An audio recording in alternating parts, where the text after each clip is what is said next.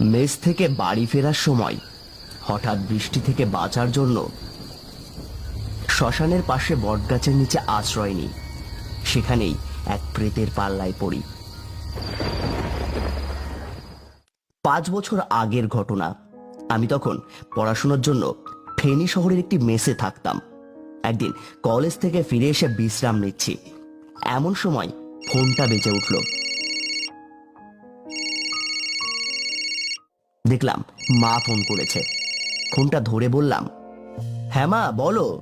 তুই বাড়ি আসছিস কখন? কাল যাব মা, এখন আমি খুব ক্লান্ত, এইমাত্র কলেজ থেকে ফিরলাম। কাল বাড়িতে অনুষ্ঠান, মনে আছে তো, না সেটা ভুলে গেছিস? অনুষ্ঠান তো কালকে, তবে আজকে কি করব? বাড়িতে কোনো অনুষ্ঠানের আগে অনেক কাজ থাকে। তোর বাবা একা আর কতদিন সামলাবেন বল? তুই থাকলে ওনার ভালো লাগবে। তাছাড়া মেহমানরাও সবাই চলে এসেছে, তারা সবাই এসে তোকে খুঁজতেছে। তুই তাড়াতাড়ি চলে আয় বাবা। মেহমানদের তো আর খেয়ে দিয়ে কোনো কাজ নেই, আসবে খাবে চলে যাবে, তা আমাকে দিয়ে তাদের কি দরকার? মা শেষে বলল, আমি আর কোনো কথা শুনতে চাই না, তুই আজকে আসবি। আমি আর কথা বাড়ালাম না। আচ্ছা দেখছি।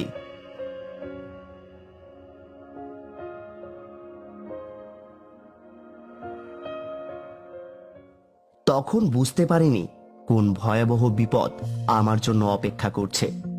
সেটা জানা থাকলে কোনো মতেই সেদিন বাড়ি যেতাম না। তাছাড়া আকাশে মেঘ ঘন কালো হয়ে আসছে, যে কোনো সময় বৃষ্টি শুরু হয়ে যাবে।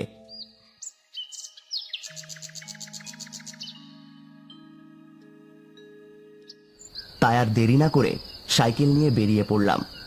মোটে 15 কিলোমিটার রাস্তা, মাঝখানে জঙ্গল পার হতে হয় অনেক সাবধানে। জঙ্গলটা কোনোভাবে পার করেই খুব জোরে সাইকেল চালানো শুরু করলাম।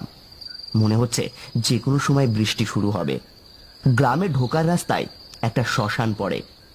এককালে এই শ্মশানের খুব বদনাম ছিল। জায়গাটা নাকি একসময় ভূত প্রেতের আড্ডা ছিল।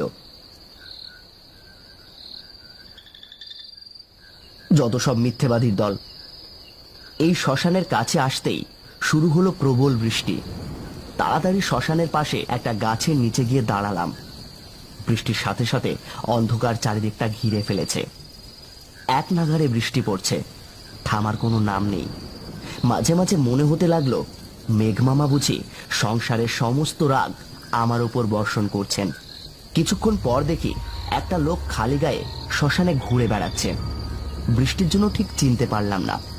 মনে হলো লোকটা আর কেউ নয়, আমাদের গ্রামের মিজান পাগল। আমি তাকে গলা হাঁকিয়ে বললাম, মিজান, বৃষ্টিতে ভিজছো কেন? এখানে এসে গাছের নিচে দাঁড়াও। মিজান কোনো জবাব দিল না। এক মনে সে কিছু খুঁজছে। শ্মশানের পুরানো চিতাগুলো খুঁটিয়ে খুঁটিয়ে দেখছে। একটা দেখা হয়ে গেলে আর একটা, তারপর আবার আরেকটা। আমার গায়ের লোম ক্ষণে ক্ষণে খাড়া হয়ে যাচ্ছে। ঠিক বুঝতে পারলাম না এর জন্য কে দায়ী, ভয় না ঠান্ডা বাতাস। মাঝে মাঝে মনে হচ্ছে এই বুঝি শ্মশানের মাটি ফেলে একটা কঙ্কালের হাত বেরিয়ে এসে আমার পা টেনে ধরবে।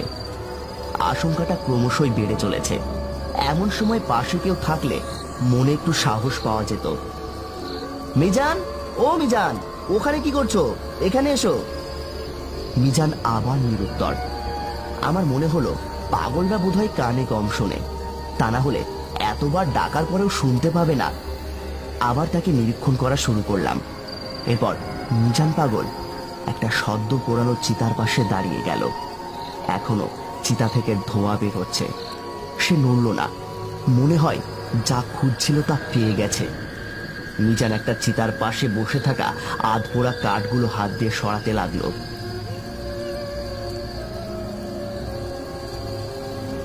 সর্বনাশ, আমি মনে মনে ভয় পেলাম। এই কাণ্ড অন্য কেউ দেখলে তাকে আর আস্ত রাখবে না। পাগল বলে তো সবাই তাকে ছেড়ে দেবে না। মিজান, থামো বলছি। ওকে থামাতে হবে, তা না হলে আজ একটা চরম কাণ্ড বাঁধিয়ে রাখবে। তার দিকে হেঁটে গিয়ে তাকে ঝাঁকানোর জন্য তার পিঠে হাত দিলাম, কিন্তু একি তার শরীর একেবারে বরফের মতো ঠান্ডা। তৎক্ষণাৎ হাত সরিয়ে নিয়ে দুপা পিছিয়ে এলাম। পিঠে হাত দেওয়ার সাথে সাথে মিজান থেমে গেল। এবার মুখ দিয়ে একটা গু গু শব্দ করা শুরু করলো। এসব কি করছো? আমার কথা কি কানে যাচ্ছে না? আমার প্রশ্নের জবাব না দিয়ে সে ধীরে ধীরে উঠে আমার দিকে ঘুরে দাঁড়ালো। আমি অবাক হয়ে দেখলাম, এসব কি করছো? আমার কথা কি কানে যাচ্ছে না? আমি তো প্রথমে খেয়াল করিনি, কিন্তু তার মুখের দিকে তাকিয়ে আমি আটকে উঠলাম। দেখলাম লোকটার চোখের জায়গায় দুটো কালো গর্ত, এবং সেই গর্তের গভীরে জ্বলছে দুটো লাল আলো। আমি পিছু হটতে শুরু করলাম, লোকটাও আমার দিকে এগোতে শুরু করলো। আমি গতি বাড়ালাম, সেও বাড়ালো। এরপর সোজা দৌড়ানো শুরু করলাম। শরীরের সমস্ত শক্তি দিয়ে দৌড়চ্ছি, বামে ডানে বা পেছনে, কিন্তু কোনো এক অলৌকিক শক্তির সাহায্যে প্রতিবার সে আমার সামনে চলে আসছে। কিন্তু এত কিছুর মধ্যেও একটা বিষয় বেশ আশ্চর্য ছিল। সে আমার পাশে পাশে দৌড়াচ্ছে, আবার কখনো সামনে বা পিছনে চলে আসছে, কিন্তু আমাকে স্পর্শ করতে পারছে না। কোনো এক অজানা শক্তি তাকে বিরত করছিল আমায় স্পর্শ করা থেকে। এভাবে কতক্ষণ সে আমায় তাড়া করেছিল। কিছুক্ষণ পর শুনতে পেলাম রাস্তা থেকে কে যেন আমায় ডাকছে, নাহিদ, নাহিদ। বৃষ্টির জন্য কোথাও আটকে গেছে কিনা দেখার জন্য হয়তো কেউ আমাকে খুঁজতে বেরিয়েছে। রাস্তায় দেখি বাবা দাঁড়িয়ে আছেন। আমি আবার ওনার দিকে দৌড়ানো শুরু করলাম, কিন্তু দৌড়ে পালাবো কোথায়? মানুষ হলে তো তাকে ঝেড়ে ফেলবো, কিন্তু সে তো অন্য কিছু।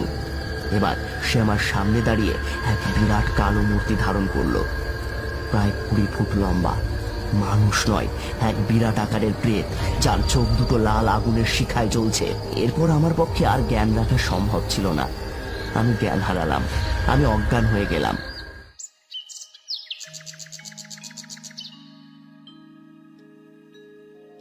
পরদিন সকালে চোখ খুলে দেখি আমি আমার ঘরের বিছানায় শুয়ে আছি, আর আমার সব আত্মীয়রা, বাবা মা দাঁড়িয়ে আছে আমার পাশে। তারপর আগে কল্পনায় নিজেকে জিজ্ঞেস করলাম, কি হলো এটা আমার সাথে?